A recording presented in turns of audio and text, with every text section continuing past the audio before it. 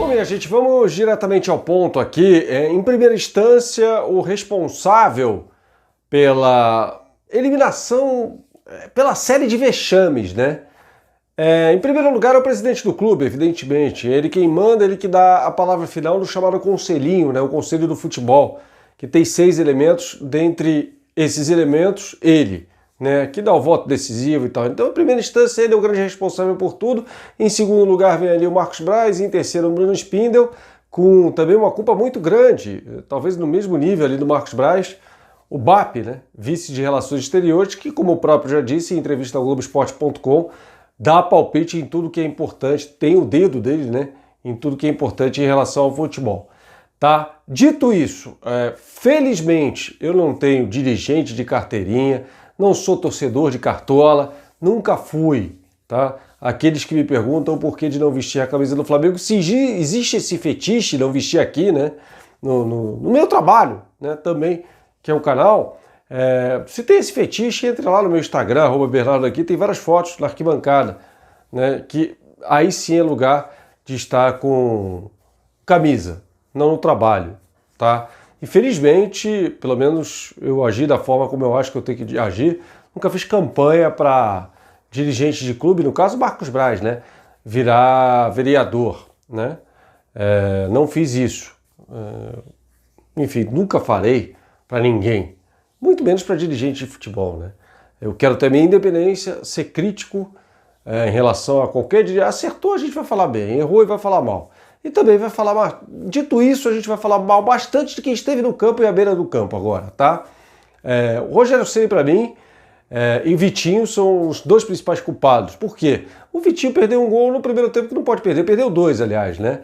Um aos 24 e o outro aos 44. Esse aos 44 é mais bizarro ainda, né?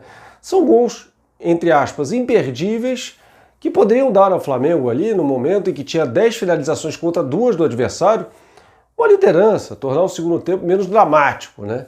E esses erros são absolutamente condenáveis, né? E obviamente entram na conta do vexame. O Everton Ribeiro, que não jogou porcaria nenhuma no primeiro tempo, também tem sua parcelinha de conta aí, de culpa, né? O Rodrigo Caio entrou, jogou ao lado ali, ele foi escalado, não jogava uma partida desde o dia 13 de outubro pela seleção, pelo Flamengo, desde o dia 22 de setembro, ele foi escalado, até porque o Rogério Ceni claramente ali mandou uma mensagem de que não confia nos mais jovens, no Noga, no caso e tal. E prefere insistir em Léo Pereira e Gustavo Henrique.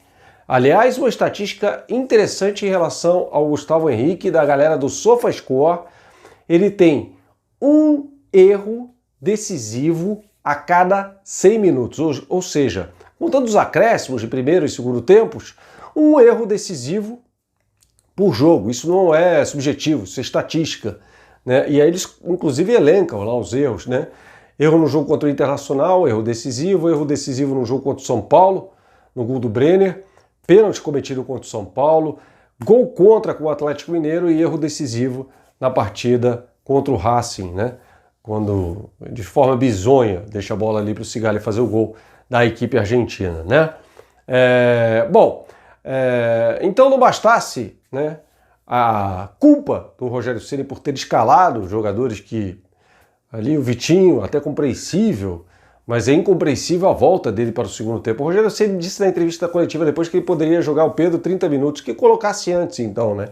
Porque o BKSS, que é mais técnico que o Rogério Ceni, a gente falava sobre isso aqui, tem vários vídeos no canal, inclusive um vídeo postado no dia do sorteio, cujo título era Pedreira, né, sobre o fato de Flamengo encarar o Racing, né? A gente passou a informação do jeito que ela tem que ser passada para você, que era um jogo muito difícil, que o sorteio foi ingrato com o Flamengo.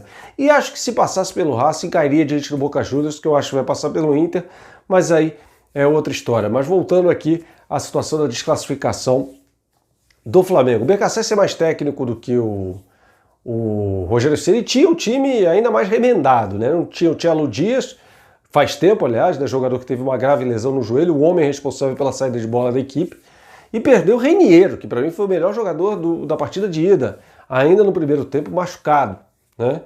Então ele faz isso, ele é obrigado a queimar uma substituição no primeiro tempo e faz uma segunda alteração na segunda etapa, ou seja, ele mexeu 2 vezes antes do Flamengo e o Rogério Ceni, né, no caso o Rogério Ceni, comandante do Flamengo, fazer a primeira alteração, ou seja, e aí no momento em que o Flamengo começa a flertar com o perigo, o Rodrigo Caio aos 12 minutos do segundo tempo sai vendido, né, numa bola ali pelo lado esquerdo. Ali o Racing começa a desenhar o que aconteceria pouco depois, né?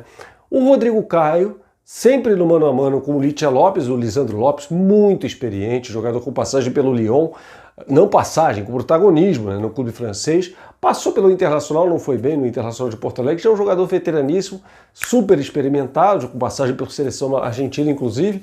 O Rodrigo Caio toma um cartão amarelo no primeiro tempo por uma entrada nele, e no segundo tempo faz uma falta que o juiz não dá, o Tobar, né, que, aliás, uma arbitragem impecável a dele. Ele se apoia numa bola alta ali em cima do Licha, e ele não dá. E aí, logo depois, o lance da expulsão, né, em que ele chega merecendo o segundo cartão amarelo, foi bem expulso, e o gol sai imediatamente, né? E aí o Rogério Ceni, para mim, o erro crucial e determinante. Ele tira a Arrascaeta para colocar o João Gomes.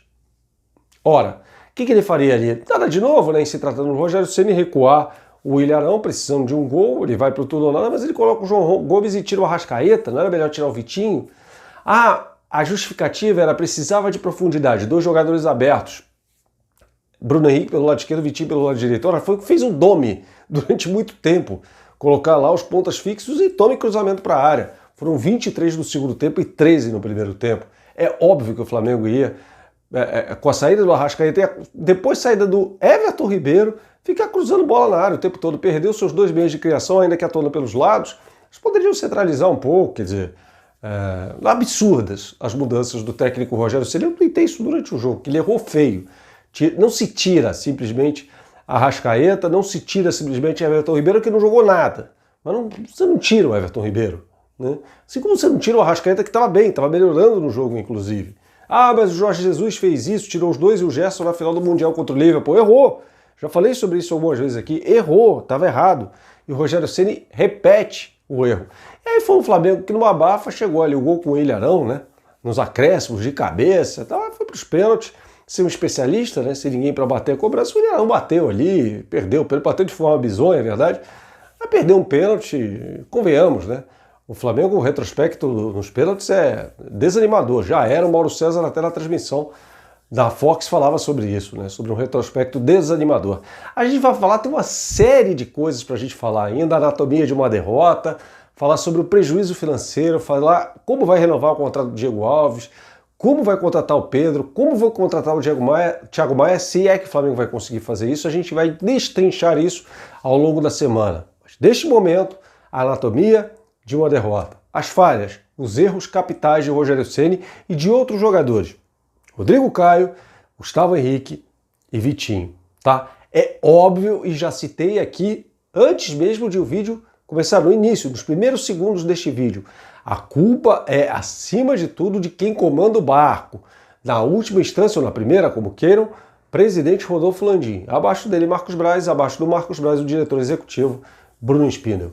Beleza, pessoal? Até a próxima. Tchau, tchau.